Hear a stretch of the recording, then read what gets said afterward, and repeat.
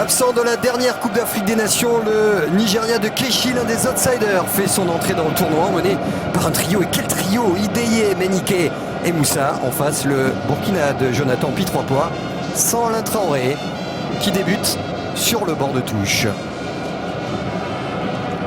Ahmed Moussa qui est passé. Le centre de l'attaquant du CSKA Moscou. Et la première occasion. On voit l'action. Là, l'action bien menée, contrôle, essayer de déborder, centre devant le centre fuyant devant le but. Et l'attaquant nigérien qui vient pleine course, à plat du pied, qui monte légèrement. Je pense qu'il n'arrive pas à vraiment dominer le ballon pour pouvoir trouver le cadre. Obi Mikel.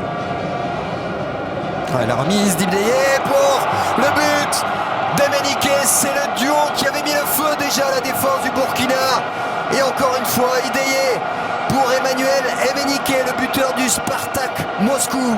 On le voit sur l'appel en profondeur, il n'est pas du tout hors jeu et d'une intelligence magistrale. Quelle remise! Quelle remise! Et encore. On parlait du côté félin africain, il y a tout dans la remise, il y a le toucher, il y a l'explosivité du buteur également, c'est magnifique, Lassina Diabaté. Ideye montre quand même l'étendue de son talent et la vivacité pour finir ce geste technique. Et inversement, manque de vivacité défensive du côté du Burkina. Sanou. Pi-3 il y a Sanou, il y a Dagano à droite qui va être servi. Dagano, c'est la balle d'égalisation, la frappe de Dagano. Et l'arrêt impeccable de Niama.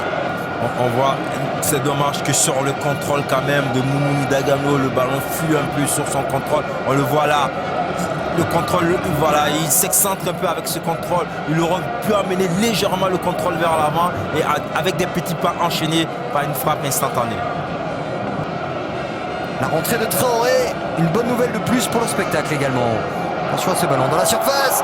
Quelle occasion sur le contrôle pour Roucher, le joueur de Villarreal. Là aussi un ballon qui est parti. C'était la balle de but pour le Nigeria, la balle du break. On va le voir sur le ralenti. Quand je dis il faut de la spontanéité dans les 16 mètres, là par moment aussi, il faut savoir prendre son temps. Le 1-2 avec Roucher. Oh, quel très beau geste de Pi-3 qui va accélérer. Est-ce qu'il va pas faire la différence? Il peut y aller tout seul. Le 1-2, Pi-3 pour l'égalisation. Le ballon rentré. La mauvaise passe. Deuxième chance.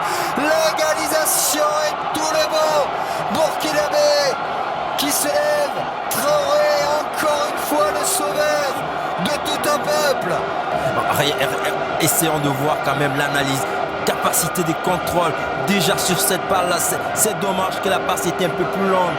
L'approche intérieure, passe plat du pied et Traoré qui vient, surtout erreur monumentale du défenseur. Dans ces conditions, on amène la balle d'où elle vient, on n'essaie pas de faire un contrôle pour aller dans le sens du jeu. J'ai dit plus trop pas.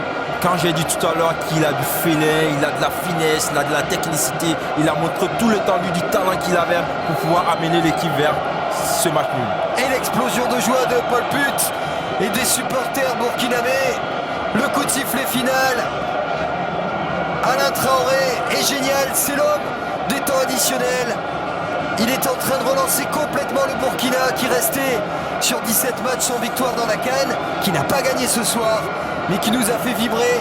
Et ce groupe C, messieurs, mesdames, va être magnifique. Et merci, monsieur Traoré, qui peut danser avec les Burkinabés un partout.